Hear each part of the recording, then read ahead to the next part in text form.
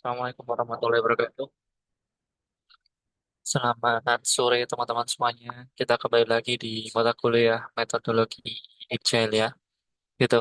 Nah, hari ini kita akan melanjutkan materi yang sudah kita bahas pada pertemuan sebelumnya. Dan hari ini melanjutkan materi-materi yang sudah kita diskusikan gitu ya. Kembali ke awal, jadi kita hari ini akan belajar namanya Scrum gitu ya, di mana Scrum ini adalah sebuah framework yang ada di Agile, salah satu ya dari sekian banyak framework yang ada di Agile gitu ya. Dan memang Scrum ini pada saat ini menduduki salah satu framework yang paling banyak digunakan dalam industri seperti itu. Tapi juga yang lain ada juga yang dipakai gitu ya, XP, kemudian Lean Startup dan lain sebagainya juga ada yang menggunakan, namun hanya beberapa kalangan minoritas saja. Tapi yang paling banyak digunakan saat ini adalah Scrum. Oleh karena itu kita mengadopsi Scrum dalam perkuliahan supaya paling tidak teman-teman tahu gitu ya basic framework yang digunakan apa gitu dalam dunia industri seperti itu. Nah, kita sudah membahas definisi apa Scrum itu ya. Jadi Scrum ini adalah salah satu framework yang ringan, language framework gitu ya, yang tujuannya untuk membantu para rekan-rekan yang fokus pada software engineer khususnya gitu ya untuk segera menggenerate sebuah value. Jadi harapannya bisa segera menciptakan sebuah produk dalam waktu yang relatif singkat gitu ya, waktunya relatif singkat yaitu maksimal 1 bulan melalui solusi-solusi yang adaptif seperti itu. Nah, ini kalau kita sudah ngomonginnya agile, jadi produk yang dirilis itu bukan hanya fitur-fitur terpisah gitu ya, tapi satu kesatuan modul yang memiliki manfaat dan juga bisa digunakan oleh para customer-nya seperti itu. Nah, Scrum sendiri itu memang dia sudah menyampaikan bahwa secara guidance atau panduan secara umum itu mereka tidak menyampaikan bahwa semua hal disampaikan di guidance itu.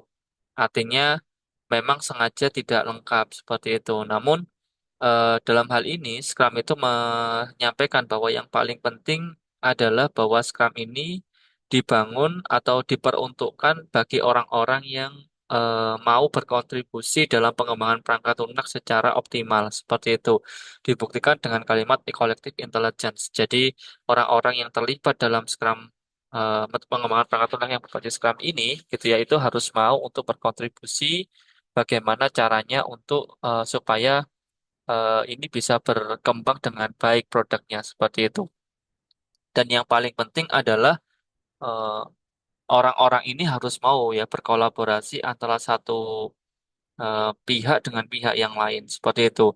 Sebagai contoh teman-teman berkaitan dengan relationship dan interaction, biasanya pada sebuah perusahaan di mana kalau kita menggambarkan ya tetap pada ruang lingkup pengembangan perangkat lunak gitu ya.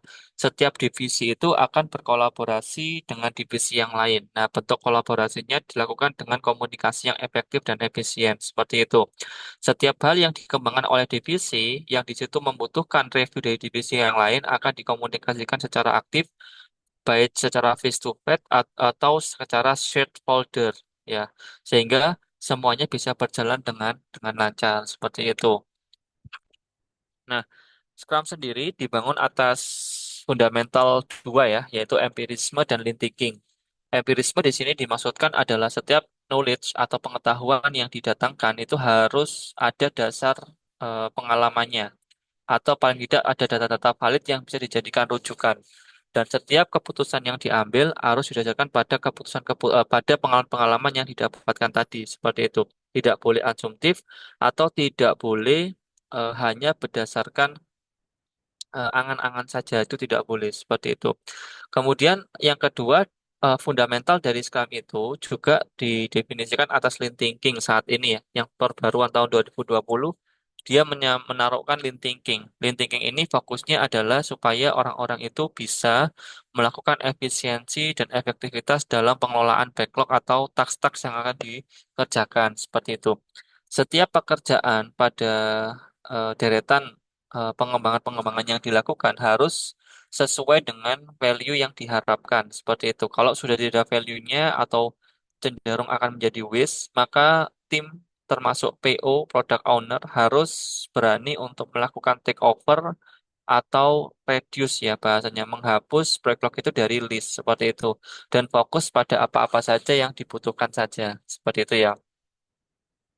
Kemudian Scrum employs an iterative incremental approach. Jadi gini, kalau dalam Scrum nanti kita di semester depan ya, insya Allah yang mengampu, kalau tidak saya ya dosen yang lain itu akan melakukan pengembangan perangkat lunak yang diharapkan setiap bulan itu bisa menghasilkan satu produk seperti itu. Satu produk ini harus ada value-nya, harus ada nilainya bagi customer atau bagi pelanggannya seperti itu.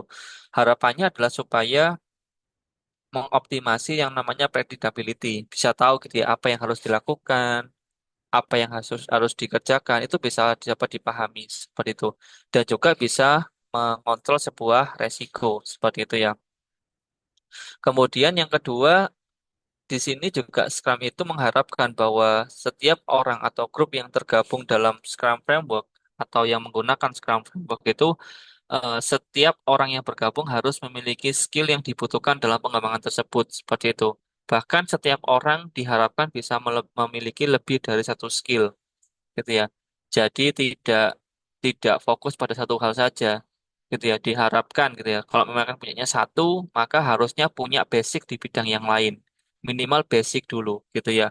Nanti kalau sudah fokus, maka silakan bisa difokuskan pada bidang yang dikerjakan dan melakukan gitu ya pekerjaan sesuai dengan bidang yang dikuasai dan mau berbagi serta mempelajari keilmuan yang dibutuhkan seperti itu.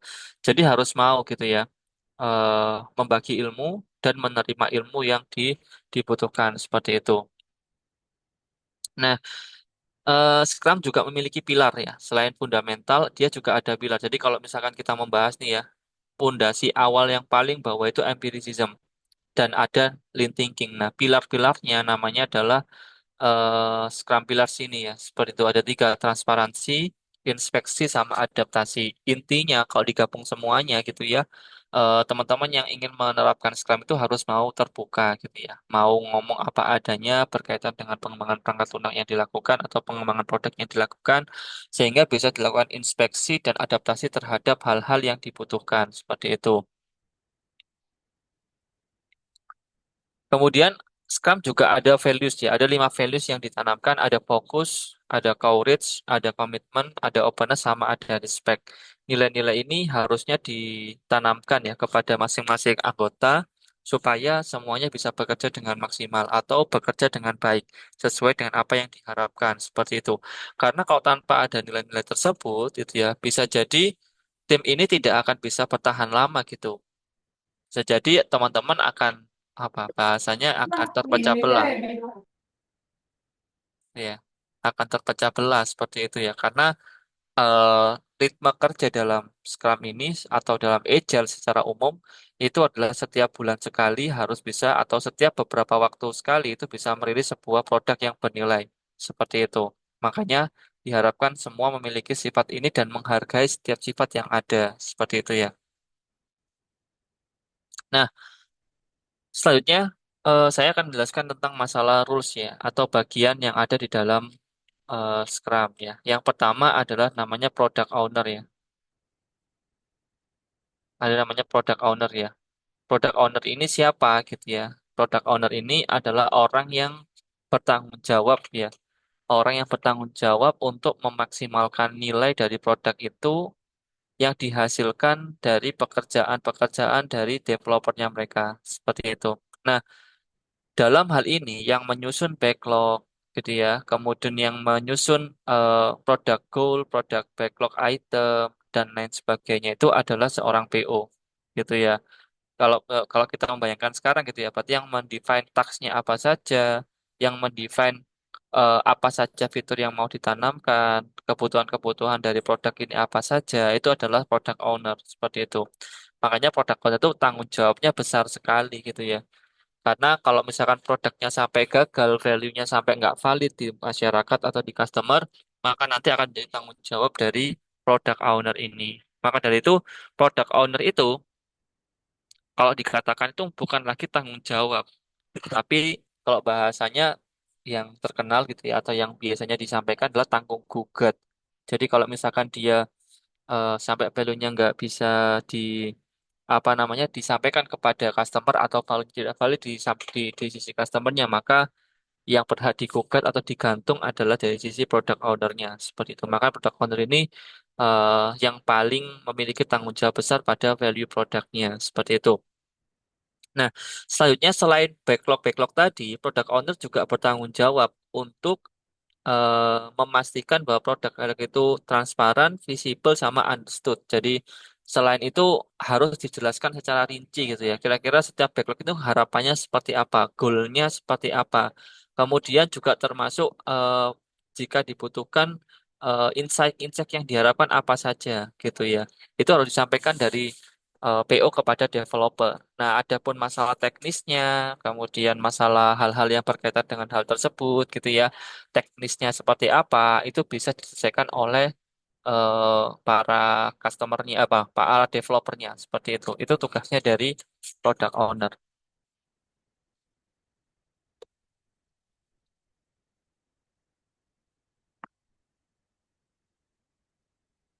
Oke. Kemudian yang kedua ada yang namanya Scrum Master. Nah ini Scrum Master, ya. Master of Scrum gitu ya. Kalau kita bisa bicara gitu ya, Scrum Master ya, kalau kalimatnya Scrum Master, intinya dia adalah orang yang bertanggung jawab untuk menegakkan Scrum gitu ya, untuk memaksimalkan Scrum values, Scrum pillars kepada seluruh tim yang ada gitu ya. Termasuk mendefinisikan atau memastikan bahwa Scrum event itu berjalan dengan lancar seperti itu. Termasuk juga menjelaskan kepada para tim developer dan juga PO kira-kira kalau misalkan ada permasalahan bagaimana solusinya seperti itu. Jadi ya kalau Scrum Master ini lebih ke arah bagaimana meresolve people ya gitu, memastikan bahwa people itu bisa maksimal gitu ya. Nah, termasuk juga definisi pekerjaan Scrum Master adalah melakukan coaching terhadap anggota tim gitu ya, supaya bisa memiliki self management sama cross functionality. Kalau misalkan nanti misalkan ya ada anggota tim gitu ya yang tidak bisa mengatur dirinya, time manajemennya jelek, atau mungkin agak bingung gitu ya dalam mengatur ritme pekerjaan, maka seorang master memiliki kewajiban untuk mendudukkan dia. Mendudukkan berarti ya memberikan atau menanyakan kira-kira permasalahannya apa gitu ya. Kemudian solusinya bagaimana. Termasuk Scrum Master juga menjadi coach dalam menerapkan atau mengimplementasikan atau mengembangkan namanya cross functionality dalam masing-masing kompetensi yang diharapkan seperti itu.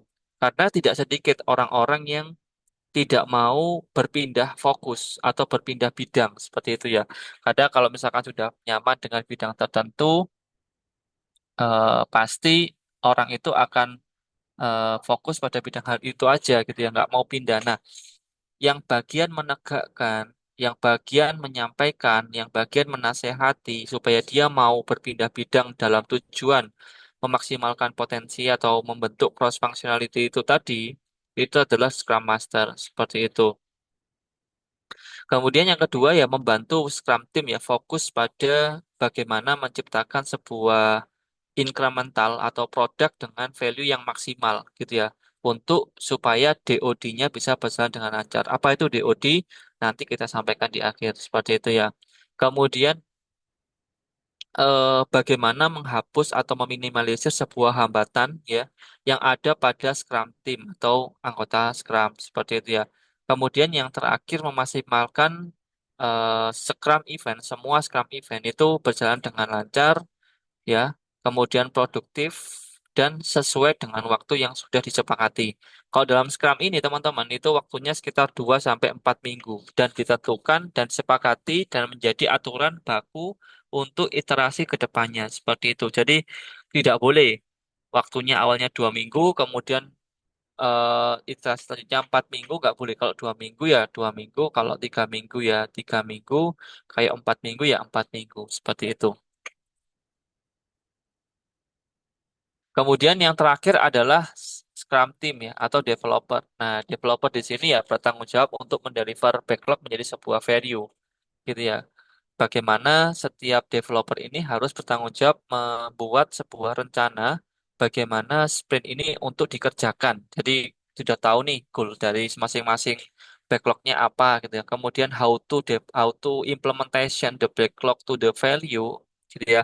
Cara strategi DFD-nya bagaimana, ERD-nya bagaimana, itu tugas dari developer itu sendiri gitu. Makanya tugas developer itu fokusnya bagaimana mengimplementasi backlog menjadi sebuah value seperti itu. Kemudian bagaimana supaya setiap backlog itu bisa selesai sesuai dengan DoD-nya, gitu ya. Jadi ada masing-masing backlog biasanya ada DoD definition of done. DoD itu definition of done. Itu bagaimana bisa terlaksana dengan baik seperti itu. Kemudian bagaimana mengadaptasi plan mereka. Mengadaptasi itu bisa jadi sesuai dengan rencana atau ada penyesuaian terhadap rencana yang dilakukan gitu ya. Maka ketika ada penyesuaian gitu ya, maka harus disesuaikan sesuai dengan target goalnya seperti apa. Yang penting goalnya tercapai, ya sudah itu yang dikerjakan seperti itu. Kemudian yang terakhir adalah eh, memastikan bahwa setiap tanggung jawab yang dipegang itu bisa berjalan dengan baik sebagai hanya seorang profesional. Jadi kalau memang sudah mengambil sebuah task gitu ya, kemudian sudah mengambil sebuah tanggung jawab menyelesaikan sebuah backlog, maka ya harus bisa diselesaikan dengan baik gitu ya. Kalau memang ada kendala, kalau memang ada semacam tantangan, ada hambatan, maka harus disampaikan dan ditentukan bagaimana solusinya seperti itu. Itu berkaitan dengan Scrum Team Rules seperti itu ya. Nah, harapannya begini, ini intermezzo ya. Jadi saya juga agak bertanya-tanya gitu ya. Seandainya semester depan itu ada namanya WPPL gitu ya, itu kira-kira prakteknya seperti apa gitu ya. Karena BPPL sendiri prakteknya yang diharapkan adalah dia dilakukan oleh banyak orang dalam satu tim, kurang lebih 4 sampai 5 orang dalam satu tim, maksimal 6 sampai 7 sih ya sebenarnya. Nah, itu dikerjakan bersama-sama gitu ya. Kalau memang produknya lancar jadi ya maka itu bisa menjadi portofolio. Cuman pada beberapa iterasi sebelumnya itu kami belum berhasil gitu ya. Artinya produknya sebagian besar 6 dari eh kok 6 ya? 7 dari 13 produk yang ada itu gagal. Jadi hampir lebih dari 50% itu gagal seperti itu. Sehingga ya banyak yang mendapatkan nilai di bawah standar atau nilai D nggak lulus gitu ya. Nah, ini menjadi PR yang cukup ini ya, cukup besar bagi saya pribadi. Bagaimana mengimplementasikan sebuah nilai ini pada semua teman-teman yang PJJ. Meskipun PJJ ini sifatnya asinkronus, tapi harapan saya adalah semuanya bisa merasakan bagaimana euforianya menjadi seorang developer yang bertim seperti itu.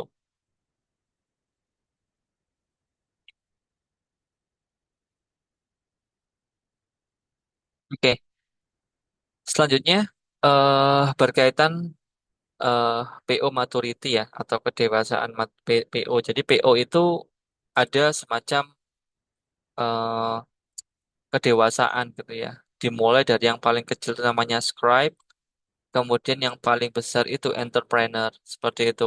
Nah, bedanya apa? Kita akan bahas.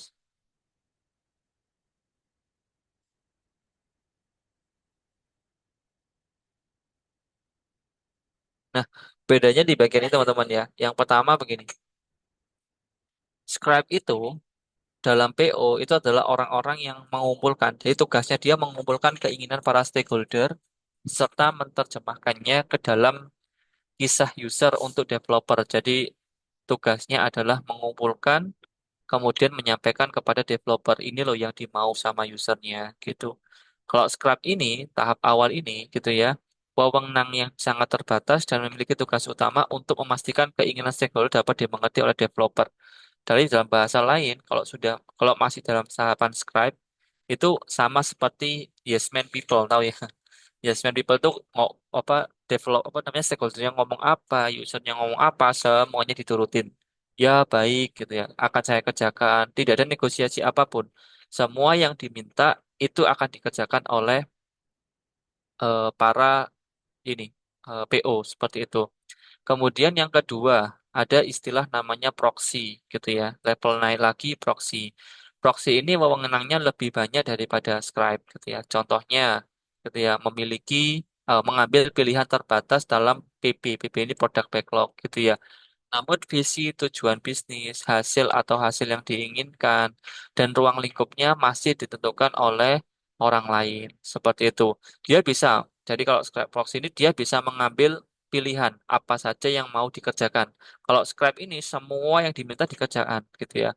Tapi bedanya kalau proxy ini selain dia bisa menentukan kira-kira backlog apa aja yang dikerjakan sama dia, tapi keinginan, visi dan misi, tujuan dan lain sebagainya itu masih dipegang oleh orang lain. Itunya kekuatannya seperti itu. Jadi PO-nya dikendalikan, bukan dikendalikan ya lebih tepatnya harus berkonfirmasi dan berkolaborasi dengan yang lainnya seperti itu. Nah, PO ini bukan pengambil keputusan akhir sehingga diperlukan meminta persetujuan ketika perubahan terjadi. Jadi dia masih punya pimpinan yang akan memberikan semacam konfirmasi terhadap sebuah perubahan backlog gitu. Ketika ada perubahan, maka dia harus ngomong kepada pimpinannya dia atau pihak yang bertanggung jawab di atasnya PO, kira-kira diizinkan apa enggak. Kalau enggak, tidak dilakukan. Kalau diizinkan, baru disesuaikan. Seperti itu. Itu yang proxy. Yang ketiga, ada PO namanya bisnis representatif gitu ya. PO ini memiliki peran penting dalam pengembangan produk gitu ya, pemahaman yang baik tentang konteks bisnis, pasar, pelanggan, dan pengguna. Jadi dia sudah mulai tahu. Kalau yang awalnya tadi itu dia bisa memilih, tapi untuk apa yang di bawah pemahaman tentang masalah produk itu masih dipegang oleh orang lain. Kalau bisnis representatif ini pemahaman terhadap produk mulai timbul, mulai ada gitu ya dari sisinya PO sendiri. Sehingga dia bertanggung jawab atas bagian produk, sistem, dan proses tertentu atau proses tertentu dan juga memiliki otoritas dalam mengelola produk backlog seperti itu. Jadi dia mulai nih dikasih tanggung jawab nih produknya mau diapain gitu ya, sistemnya dibentuk seperti apa dan lain sebagainya dalam mengelola backlog itu sudah dikasih akses. Jadi nggak perlu izin lagi kepada para pimpinan yang ada di atasnya. Tapi, nah ini PO yang bisnis representatif itu tidak memiliki anggaran tersendiri. Jadi dia nggak pegang uang sendiri gitu ya, sehingga perlu persetujuan untuk perubahan anggaran. Jadi kalau sudah ada kesepakatan biaya, kemudian ternyata biayanya ada perubahan, entah lebih banyak atau lebih sedikit, itu harus membutuhkan persetujuan dulu. Kekurangannya apa? Proses adaptasinya jauh lebih lambat. Seperti itu. Intinya ya soalnya 80 pokoknya dibagi dulu gitu. Oh, sing iku kan. Apa yang dibagi 80?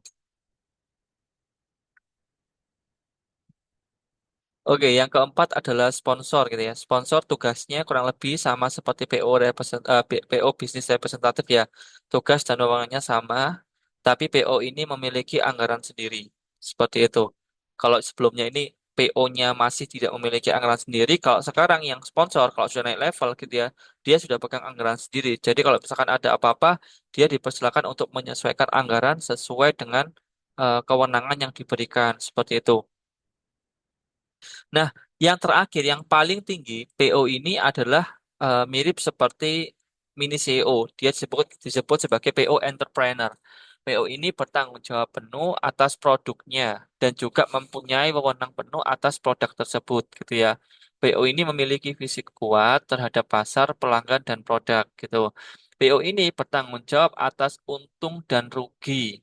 Selain pengembangan produk, mereka juga bertanggung jawab atas pemeliharaan, pengoperasian, pemasaran, aspek hukum, dan penjualan. Jadi dia benar-benar bertanggung jawab penuh atas pengembangan produk yang diberikan, gitu ya. Mulai dari nol sampai produk itu bisa menghasilkan sebuah income. Itu tugas dari PO entrepreneur atau level entrepreneur. Jadi teman-teman, biasanya kalau di awal-awal itu pasti maksimal masih scribe atau proxy gitu ya. Jadi dia segala bentuk apa yang dilakukan membutuhkan konfirmasi ke atas atau pihak-pihak yang dibutuhkan gitu ya. Tapi kalau sudah mengetahui gitu ya produknya seperti apa, kemudian value-nya seperti apa gitu ya. Itu biasanya nanti akan naik ke bisnis representatif gitu ya. Kalau sudah naik ke bisnis representatif, maka dia bisa mengelola produk itu jauh lebih maksimal. Segala keputusan dalam backlog itu bisa dia ambil secara mandiri. Namun memang biaya-biaya yang dibutuhkan itu perlu adaptasi atau perlu penyesuaian yang dikonfirmasikan kepada pihak atasan. Seperti itu. Biasanya levelnya maksimal sampai bisnis representatif. Nah, kalau sudah level expert, baru masuk ke sponsor, baru masuk ke entrepreneur. Tapi ini biasanya jangan jarang sekali gitu ya, yang dilepas langsung. Kecuali memang pihak perusahaan itu sangat percaya pada PO tersebut karena kapasitas dan kapabilitas yang dimiliki. Seperti itu baru biasanya dikasih ruang. Seperti itu, teman-teman.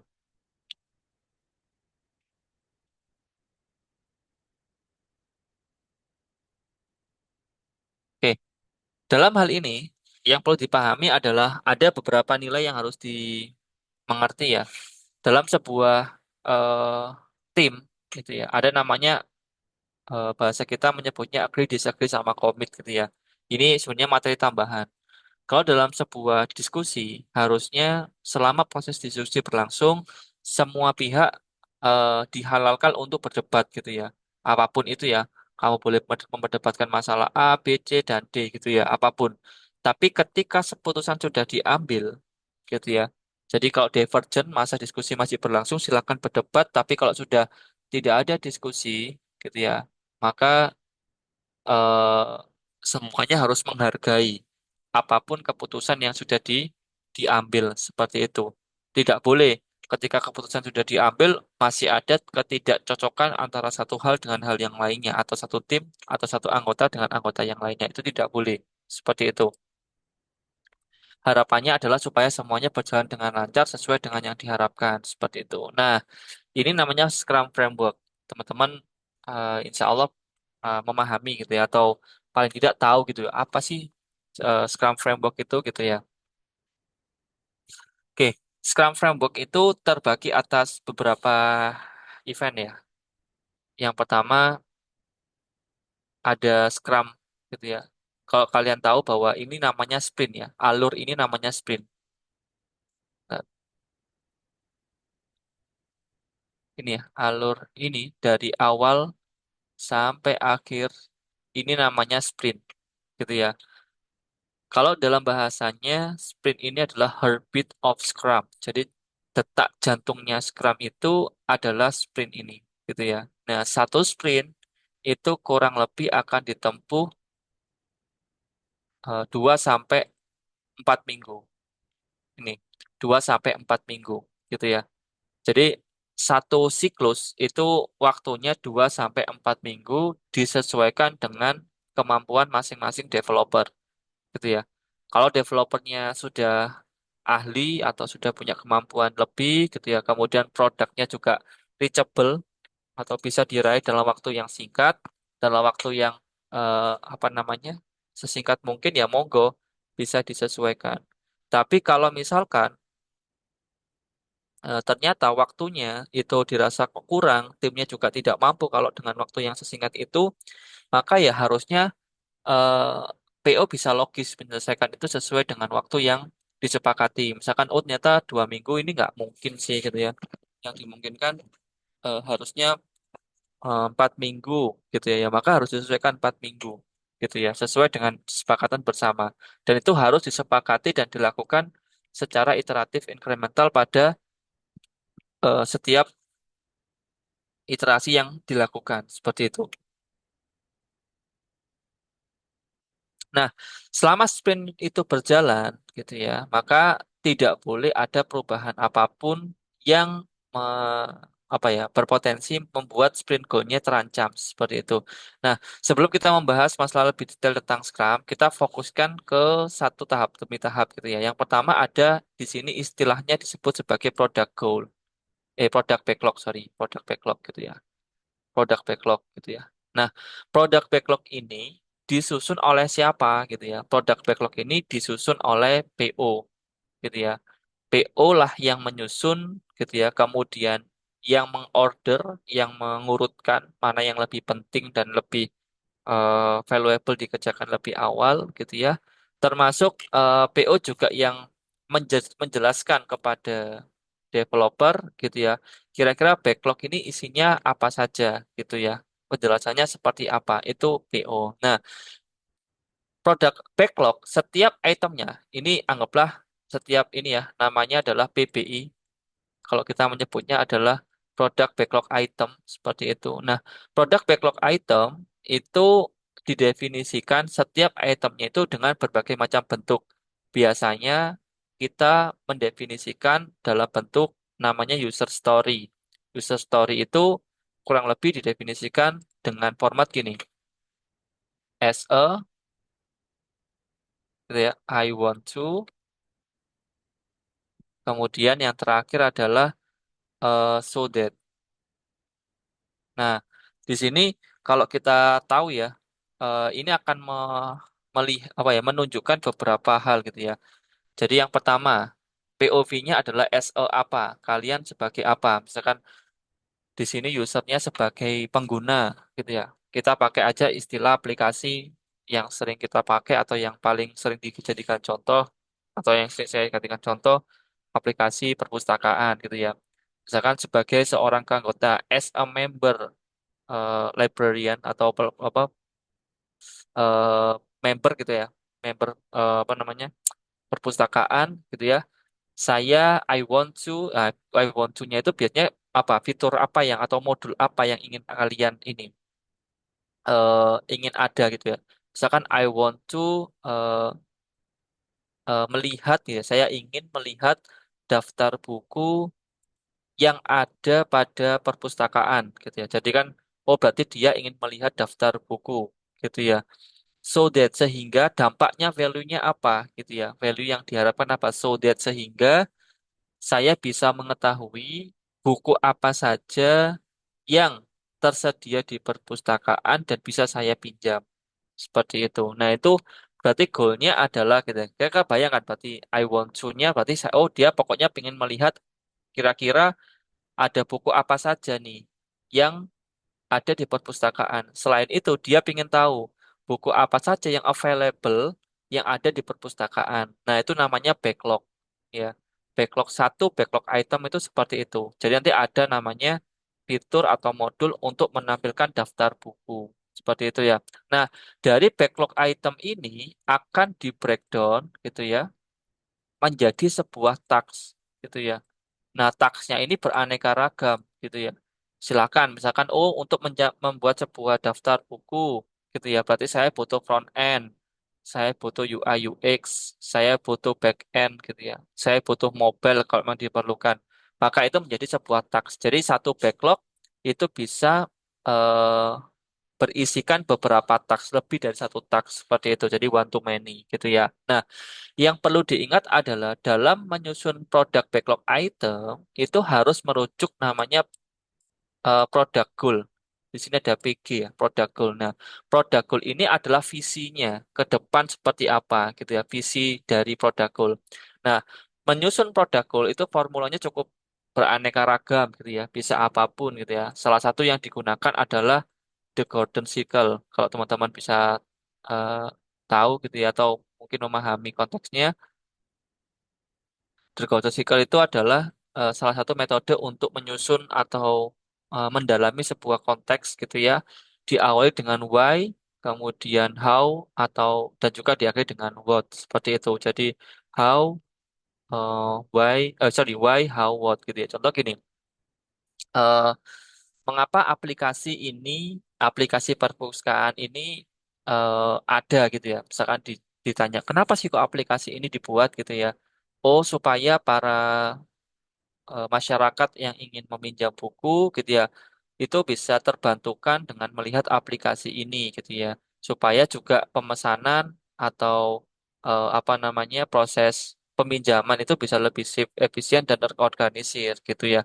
Nah itu eh why-nya. Kemudian how, bagaimana caranya Anda mengimplementasikan ya dengan cara menciptakan sebuah aplikasi multi-platform gitu ya, mobile dan web yang bisa diakses oleh masyarakat secara real time dan juga masyarakat bisa langsung melakukan peminjaman pada aplikasi tersebut gitu ya. Kemudian bisa juga what-nya apa gitu ya. What-nya adalah aplikasi ini kira-kira memiliki fitur utama apa gitu ya. Fitur utamanya adalah one stop application gitu ya. di mana orang-orang bisa langsung melihat, bahkan mungkin bisa membaca, bisa melakukan subscribe pada buku-buku yang ada di perpustakaan itu. Bisa diakses kapanpun. Jadi kalau misalkan disusun ya, berarti gini, misalkan kita switch gitu ya, dimulai dari Word dulu gitu ya, aplikasi perpustakaan yang memiliki eh, fitur eh, peminjaman dan pe, membaca secara online gitu ya, eh, yang difungsikan atau digunakan untuk membantu supaya masyarakat bisa melakukan peminjaman secara efisien dan terorganisir dan juga bisa membaca secara real time. Dengan apa haunya? Dengan alat mobile atau multiple platform application seperti itu yang bisa diakses secara real time dimanapun berada. Nah ini salah satu contoh menggunakan atau membangun sebuah product goal seperti itu. Jadi ada why, how, dan what. Nah, how-nya, why-nya itu merujuk pada mengapa aplikasi ini dibuat gitu ya. Kemudian how-nya bagaimana aplikasi ini akan mencapai tujuannya. Kemudian what-nya itu adalah apa saja fitur utama yang disediakan atau fitur inti gitu ya yang disediakan dari produk ini yang menjadi value product seperti itu. Nah, kemudian ada PBI tadi. Setiap PBI yang dibangun itu harus merujuk pada produk goal maaf ya gitu. Berapapun apapun. Nah, yang ada pada produk backlog item itu anything ya, nggak hanya fitur ya, fitur, kemudian masalah keuangan, masalah legalitas, masalah apapun yang bisa menunjang dari produk goal ini gitu. Misalkan, oh membutuhkan perizinan dari daerah, membutuhkan sewa, membutuhkan apapun domain dan lain sebagainya itu masuk semua dalam mengembangkan backlog item ini gitu ya. Nah, setelah serangkaian ini jadi backlog item itu pembuatan produk backlog itu adalah penyusunan backlog dari awal sampai akhir ya, gitu ya, dari awal sampai akhir yang dibayangkan seperti itu. Tapi bisa diadaptasi di kemudian hari gitu. Nah, setelah produk backlog itu selesai, baru masuk pada sprint planning gitu ya. Sprint planning ini apa? Artinya dari sekian banyaknya backlog yang sudah dibuat dari awal sampai akhir tadi ya, itu di berbagai iterasi gitu ya. Nah, sprint planning itu waktunya kurang lebih 8 jam dari satu sprint yang dilakukan gitu ya maksimal ini ya maksimal 8 jam lebih cepat lebih bagus gitu ya.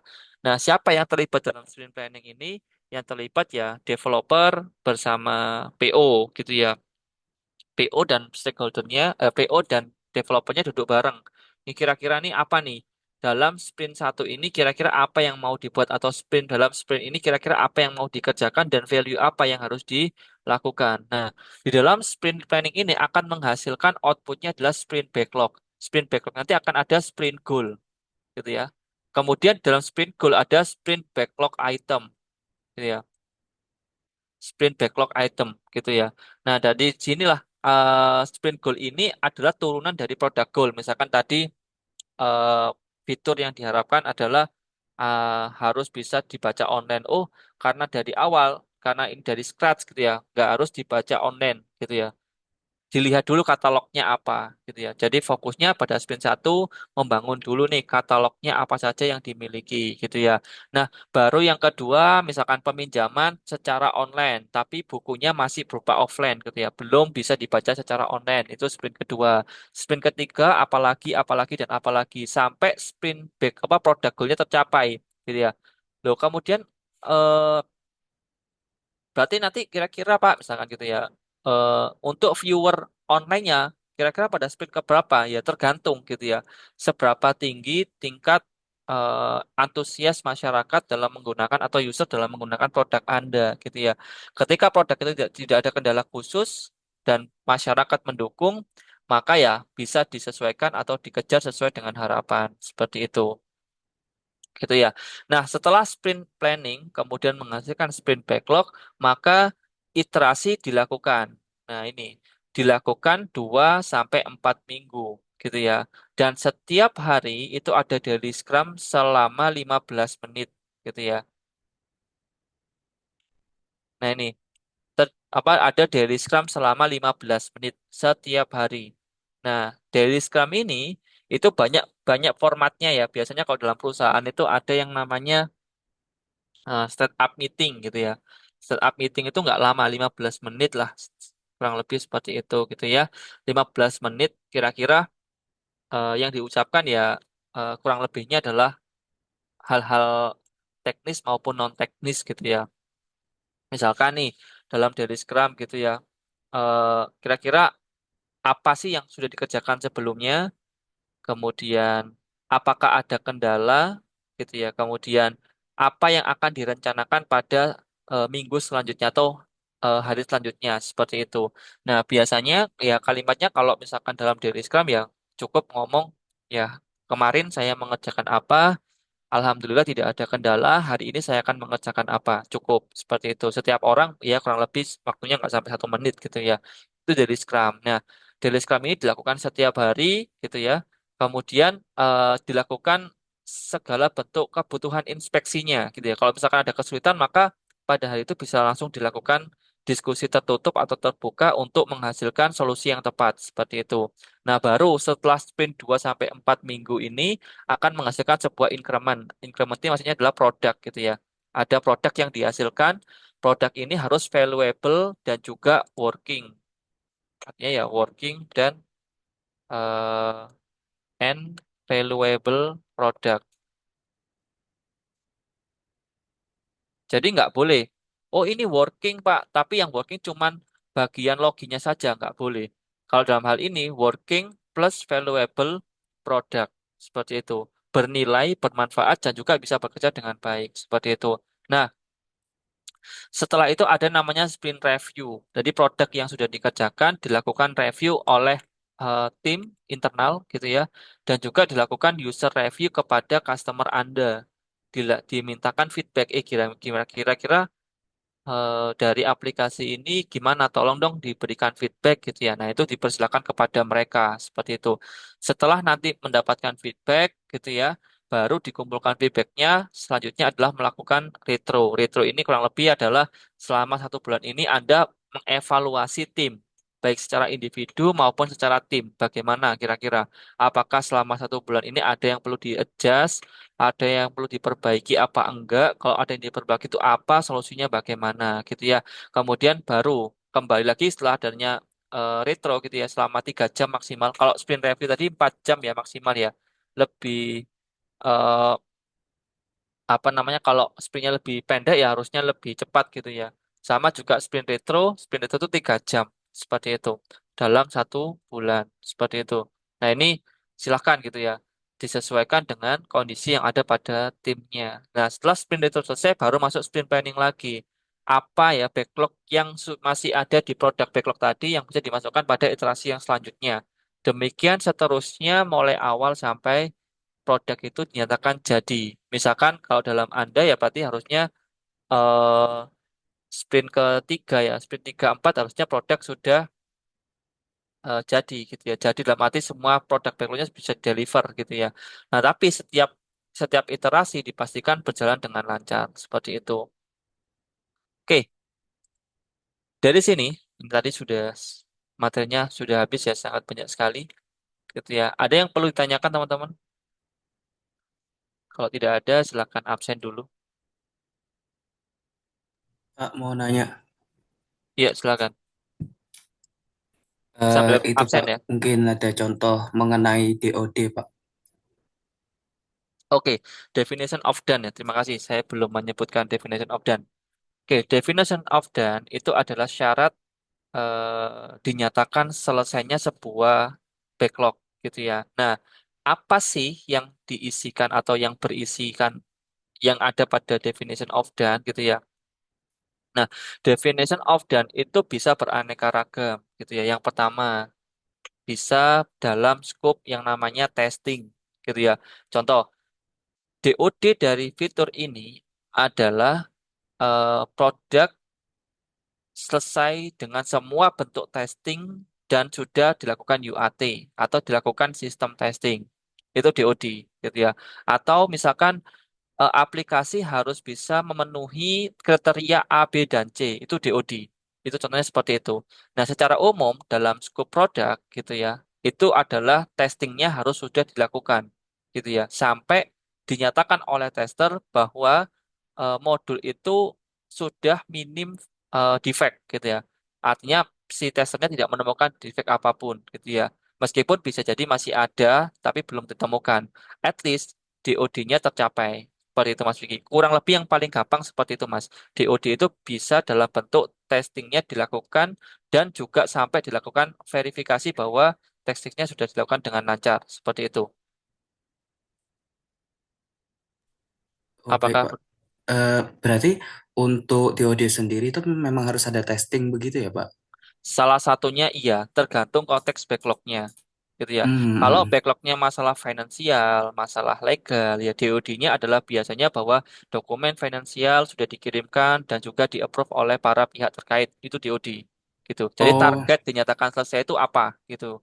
Kalau misalkan legal, masalah hukum, maka apa nih? Masalah hukum apa? Misalkan masalah perizinan, maka DOD-nya adalah semua dokumen yang diharapkan untuk legalitas produk harus sudah dinyatakan approve oleh pihak-pihak yang diharapkan seperti itu dan juga bisa dideliver kepada pihak klien. Nah, seperti itu contoh DOD seperti kurang lebih ya. baik, Pak. Sudah ada gambaran. Terima kasih banyak. Oke, sama-sama. Mas Vicky, silakan. Kecil Mas suaranya.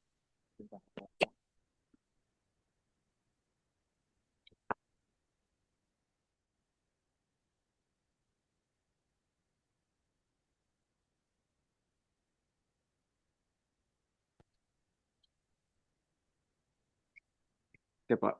Jadi pertanyaan saya sebenarnya ada dua, Pak. Tadi kan ada DOD yang untuk testing segala macam karena untuk memastikan bahwa kapabilitas dari si produk tersebut itu sudah layak gitu ya, Pak ya. Ketika tidak layak nih, Pak, akan seperti apa? Saya belum nangkep poin tersebut. Dan pertanyaan yang kedua itu eh, tadi kan Bapak sempat singgung kalau misal udah setuju dalam pengambilan satu keputusan dalam satu tim tersebut itu harus setuju, agree, dan komit ya Pak ya. Ketika nantinya nih Pak di masa depan, ketika memang dari awal sebenarnya udah komit tapi ada pelanggaran yang dilakukan nih Pak, akan seperti apa Pak? Berdampak nggak di produk yang sedang dikembangkan atau yang sudah dihasilkan? Seperti itu Pak. Terima kasih Pak. Oke, pertanyaan yang pertama ya, masalah agree, disagree, dan commit. Ini kan eh, masalah kebanyakan orang-orang yang mungkin bisa jadi tidak bisa satu suara dengan pihak yang lain gitu ya. Nah, permasalahannya begini, kalau kita sudah menyatakan setuju pada salah satu hal, gitu ya, harusnya defaultnya adalah semuanya ya harusnya setuju dengan quorum yang sudah disepakati gitu ya. Ketika seorang pimpinan bilang gitu, oke, kita sepakati ya bahwa hari ini yang dilakukan adalah atau yang kita sepakati keputusannya adalah seperti ini gitu ya. Maka semuanya harus setuju gitu ya. Kira-kira apa saja yang mau diambil gitu. Nah, kalau misalkan nggak ada yang setuju, maka harus dibahas dulu. Kenapa kok tidak setuju, gitu ya? Kenapa kok tidak setuju, gitu ya? Dan apa solusinya, sebetulnya? Nah, ketika sudah diambil keputusan, oke, segala sesuatu yang tidak setuju tadi sudah dibahas, gitu ya. Kemudian ditunjukkan solusinya apa. Oke, kita sepakati. Ketika sudah disepakati, sepakat ya. Ini intinya perdebat itu sampai ada kesepakatan, gitu ya. Nggak boleh wes pokoknya kudu ning ini yang ini. Nah, itu nggak boleh. Kalau memang ada yang seperti itu, maka pimpinan atau di sini ya PO gitu ya harus mengambil sikap tegas gitu ya. Kenapa dan harusnya seperti apa? Kalau memang sampai ada terjadi perdebatan yang panjang gitu ya. Dengan ingat segala bentuk statement yang dikeluarkan nggak boleh asumsi.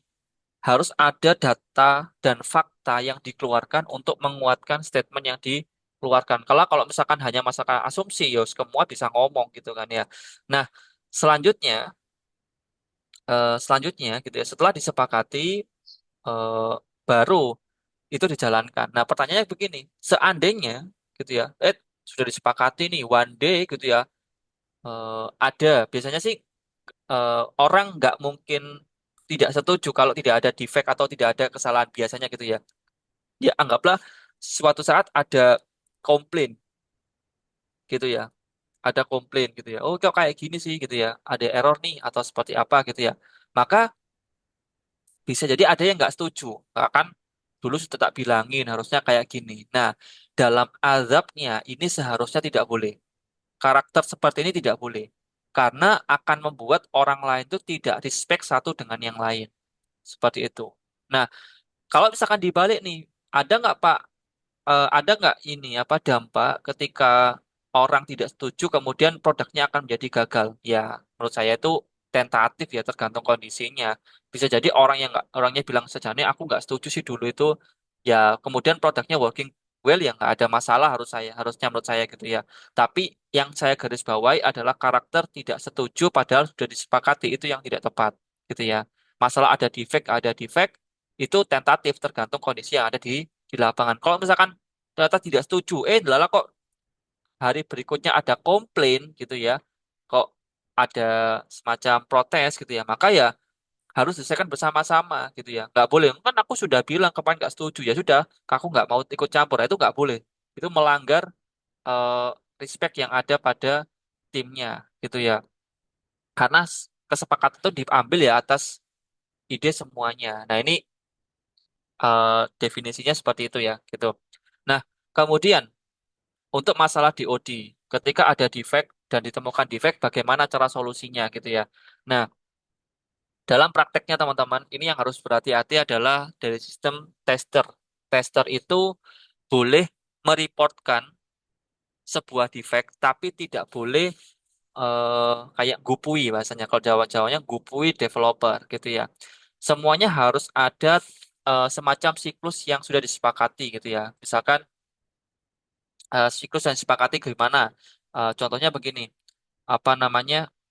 eh Kalau ada error, tolong disubmit di form yang sudah kami sediakan dan cukup di-mention ada defect gitu ya. Mohon direview. Sudah cukup gitu ya. Yang tidak boleh adalah ketika ada defect tiba-tiba ngubungi, Mas, iklan no defect Mas, minta tolong Mas, dibantu Mas. Mas ini ada error Mas. Oh ini apa Mbak ada error Mbak, tolong Mbak dibantu Mbak digupuin. Itu yang tidak boleh. Kenapa? Karena proses pemindahan fokus itu membuat si developer menjadi amburadul cara berpikirnya gitu ya.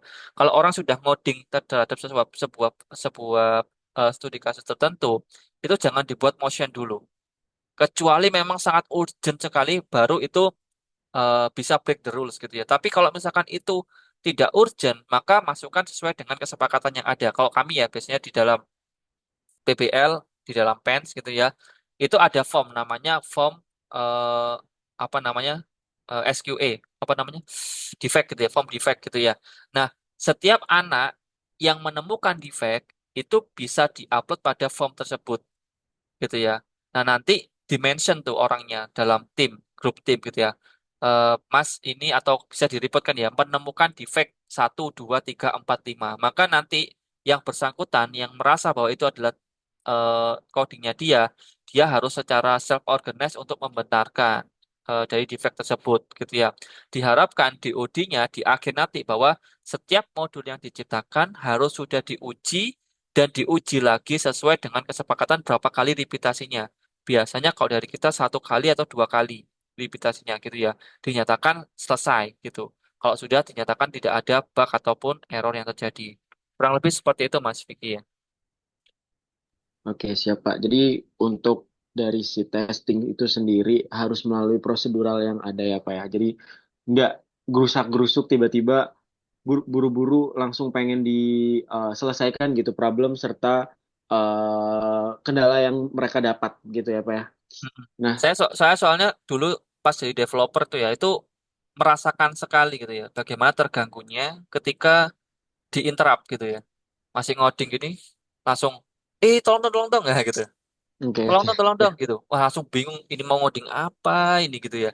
Itu ternyata di sini juga nggak boleh gitu. Proses interruption itu bisa membuat fokus dari developer itu terpecah kacau ya balau. Pak ya. Ya terpecah bener. Oke, Oke, siap, siap Pak. Terima kasih Pak. monggo.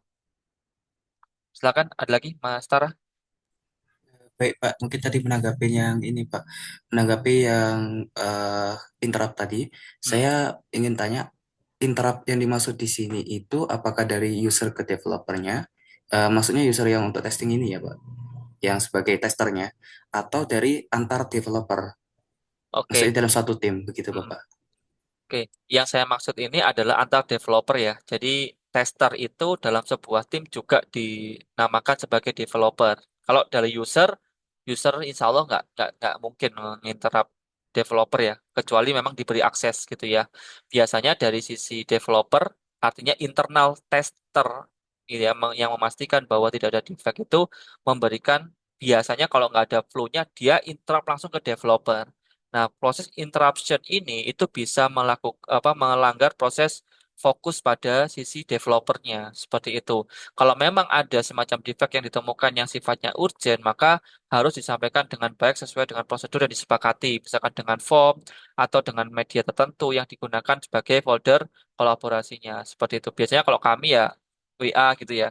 Dalam WA kita ngomong, minta tolong Mas, ini ada trouble di sini mohon bantuannya gitu. Kalau misalkan ada urgent ya biasanya ada yang eh, mengatakan misalkan urgent nih gitu tolong dibantu ya gitu dibutuhkan malam ini atau besok pagi.